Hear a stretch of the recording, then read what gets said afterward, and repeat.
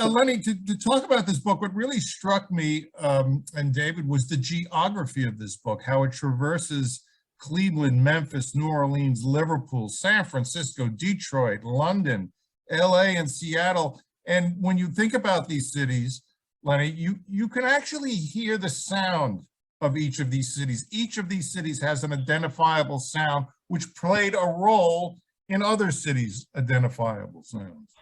Well, you know, I love the local. I love when the local has time to simmer, to kind of change its view of the world. All of these cities that I put on my grand tour of rock and roll's greatest crossings of time and space seem to have a sense of personality that kind of expanded the parameters of the music that we celebrate. And it was really fun going on their journey, immersing myself in each one, really deeply listening to not only the superstars that came out of these cities, but the kind of, you know, the locals, the 2As of each town, and how it was kind of an ecology of influences, you know, not just the people on stage, but the crowds, what the crowds bring to it, what they want, how they dress, what the social situation surrounding each moment in time. It was a fascinating journey. It took me far longer than I thought, but you know, it was, in the end, it was really worthwhile because I got to see the whole history of rock and roll in a kind of geographic map. Yeah, and you, again, it's so important, the locality of it all. And it's interesting because you can't get to London 77 unless you go through Cleveland and Memphis, you know, and you think about Cleveland and Memphis's influence on artists such as Elvis Costello and The Clash. And so, totally. Yeah, even though these cities are diverse, they are so interconnected. I certainly enjoyed some of the jokes in the book, like Elvis. David, did you know that Elvis anticipated Robert Mapplethorpe with his leather outfit in 1960? Well, you know, that's one thing. What I want to get into, what I think is most fascinating, this is really a college course, Lenny. It really typifies so much. And for me, one of the things that struck me about the book is, having lived through most of it, it was an intriguing take. The one book that actually isn't in your bibliography that really struck a chord with me, no pun intended, was Arnold Shaw's Honkers and Shouters. Yes, a great book, a great book. I didn't go too much into that kind of pre-rock and roll history. I mean, you know, I kind of touched on some of the great sax madmen in the Cleveland prologue, but you know, again, you know, it's such a broad expanse of field of you know, I mean, there's many books that I didn't have time to read because I was trying. Well, no, I didn't mean it from that point of view. When we started talking about Roy Brown. Yeah, I knew nothing about Roy Brown until I had read Honkers and Shouters, which goes back to about 1990. Right. And so much of that kind of music I was unfamiliar with, and I find it really great that you can turn a lot of people onto things like that through this book. I think that's a great thing, and. As I turn myself onto it, I mean, you know, again, I thought I kind of knew these places or kind of knew their overview, but to be honest, really, it was just, you know, the kind of, once I got beneath my own surface, the characters I found and the lines of, you know, connection and, you know, one degree of separation here, and to actually see these as kind of insular moments of creativity, it was really a fascinating, you know, and you can go deep, especially given the resources we have now with you know, the internet and availability of music. I mean, some of these records, it would have probably taken me months to find and listen to, but you know, I could also I mean, like. the one that came first to my mind was the Joe Hill Lewis. Oh, yeah. Those first two demos that are available on iTunes, for God's sake. Oh, yeah. Pat Hare, gonna kill Yeah. my baby. Guy's crazy.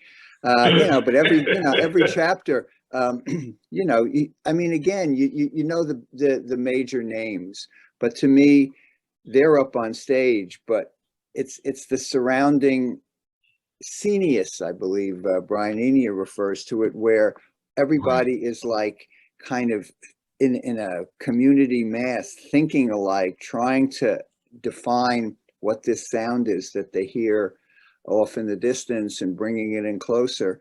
And it's really remarkable that these scenes get a chance to flourish, and a lot of them really are under the radar. They're even the ones in the major music capitals like New York or even Los Angeles. These scenes come up from the grassroots, and they're only recognized by the titans of the music industry after the fact. And then they start getting packaged, and then it's time to move on because it becomes a little predictable and defined and almost stereotyped.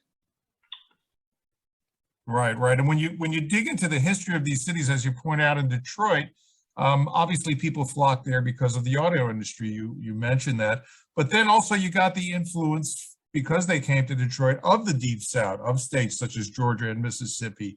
And then, you talk about the Mid-South, about how Kentucky and Tennessee, and they all converged in Detroit. I love your description of the MC5 auto plant rhythm section. I'm going to have to steal that one.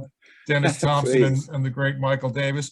But it's amazing when you talk about Detroit, a melting pot within a melting pot of a city. How does one city produce Motown and the Stooges in the MC5? I mean, that's just an incredible. Well, we contain multitude, but of course, all of them are kind of working class. All of them are kind of marginalized in a certain way.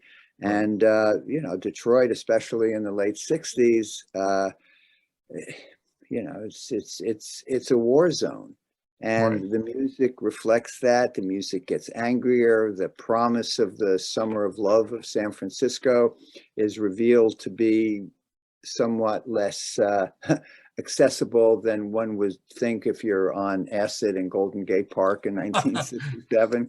It's really like, I think times are getting tough, and the music reflects that. I mean, Motown, in a way, was never really they were the hits of America. They didn't want to be like Fortune Records, just kind of putting out the records of the underclass in Detroit. But I love when Motown goes psychedelic. It's one of my favorite, my favorite periods. Oh my God, they just flip out. But it's and I have to view it through my own kind of perspective. I am a white male rock and roller, and play with a great female rock and roller, and it's just it kind of charts my perspective and journey through the music, kind of a parallel history, as it were. I didn't want to really, I've never wanted to write a memoir. I'm not even that interested in myself, but I am I am a participant, and I am basically a fan. And so it's really, to see myself mirrored in this music as it becomes more aware of itself, as it grows up, as it moves through its various changes. It kind of seemed to me that I was a minor character in my own evolutionary history of rock and roll. One of the things I enjoyed about the book also was being a fly on the wall in 1975 in New York City. You talk about your early days with Patti. And one of the fascinating things about CB's, which I didn't realize, it was a place to watch bands grow, and almost like a lab for experimentation. It's fascinating that you guys would do 4-night stands. I mean, that's two sets a night. And that's really where we got a chance to play. I mean, we were such a strange musical combination. We weren't even quite a band. I mean, we didn't have drums or anything. And I always think the long time that it took us to actually become a rock and roll band made it sure that by the time we got to be a rock band, we sounded like ourselves instead of some generic, Right. approximation. But yeah, I mean, being able to play there night after night, explore our improvisations, be somewhat out of the public eye and yet in the public eye. It was really the kind of crucible that fired our band. And by the time we came out of it and we were ready to induct J.D. Dougherty as our official drummer, we kind of had a notion of what we were doing and how to do it, even though, of course, it's a continual learning curve, Right. Each step of the way. But yeah, I mean, that's what I like about scenes like that, is that CBGB, that you had these misfit bands there, all of whom had a sensibility. It wasn't punk rock. I mean, I say the Ramones were punk rock, whatever that means, but they were all very different. Tom Verlaine once said, each band was like a different idea. And it's true. Blondie, Right. very different than Talking Heads, than the Ramones, than us, than Television, to name 5. And because we were all kind of jammed together in this little place that was very out of the way, everybody had a chance to figure out what they were doing, essentially learn how to play, which, most everybody needed, because we're on grounds that are not that figured out. I mean, it wasn't like, we're jazz players, we're going to Berkeley and then we're going to play, all those, Chinese chords and stuff. Everybody was learning how to make their music, and it was a unique music. And, then it went out into the world and had its own influences, which of course I'm, totally grateful to be an influence, as well as having been influenced myself over the many years is a great honor. Yeah, interesting that you mentioned that John Cale said he challenged you not to settle for anything less than as far as you could go. No, and he drove us crazy. And that's why Birdland, which, I mean, of all the songs on Horses, Birdland is the one that kind of incandescented the most in the studio, because it had started as a little 3-minute poem with, some musical backing, and we wanted to record it live, and John wanted to layer, and he was into his Brian Wilson period. And, we said, no. And he just kept pushing us. And I believe there's a version somewhere around the 6-minute mark where we're thinking, yeah, this is pretty good. But he kept just driving us crazy. And finally we hit that one that's on Horses, we cruised past the 9-minute mark and created something on the spot that, we had never done before. So it was a beautiful moment in recording time.